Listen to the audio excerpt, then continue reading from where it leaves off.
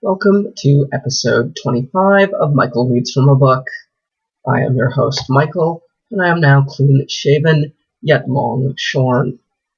Today's book is Graham Harman's The Quadruple Object, one of the foundational, books on object-oriented ontology. Let's just do the page of this and see where we get. Chapter 1, Undermining and Overmining. Once we begin from naivete rather than doubt, objects immediately take center stage. On my desk are pens, eyeglasses, and expired American passport. Each of these has numerous qualities and can be turned to reveal several different surfaces and uses.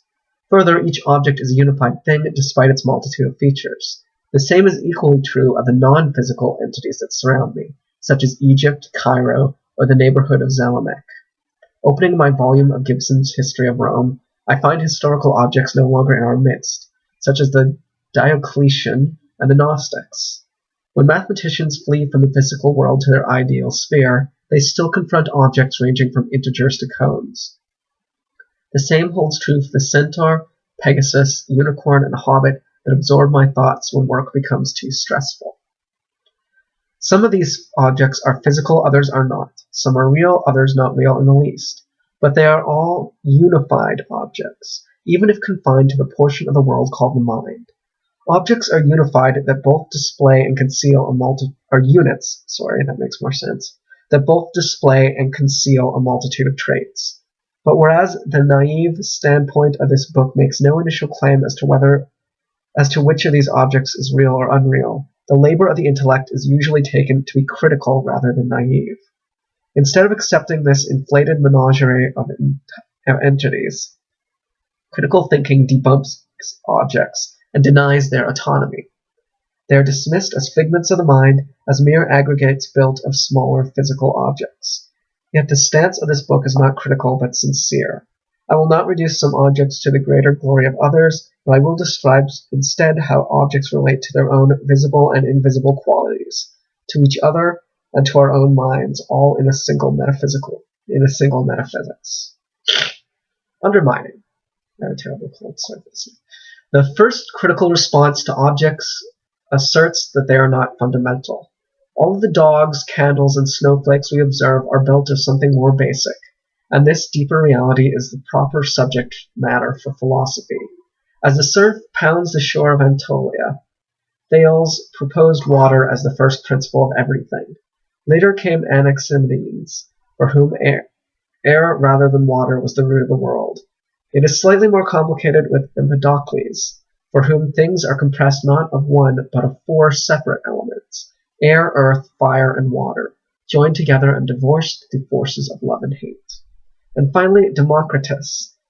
Atoms of different shapes and sizes serve as the root element of larger things. In present-day materialism, one speaks instead of quarks or infinitesimal strings. In all such cases, the critical method is the same. What seems at first like an autonomous object is really just a motley aggregate, built of smaller pieces. Only what is basic can be real. One can go much further in this materialism of tiny elements, as several pre-Socratic thinkers did. There is a certain vulgarity in naming one or more physical elements as lord of all others. Any such theory of basic physical elements appears superficial if we hold instead that reality is fundamentally one, and diversity an illusion. Philosophy becomes monoism. In ancient Greek thinking, monism?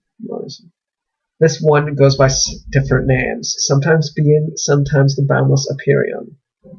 The champions of this notion disagree solely over whether the one existed in the past or was somehow shattered to pieces, Pythagoras and Anaxagoras, exists in the present while our senses deceive us into thinking otherwise, Parmenides, or will exist in the future once justice has done the work of destroying all opposites, Anaximander.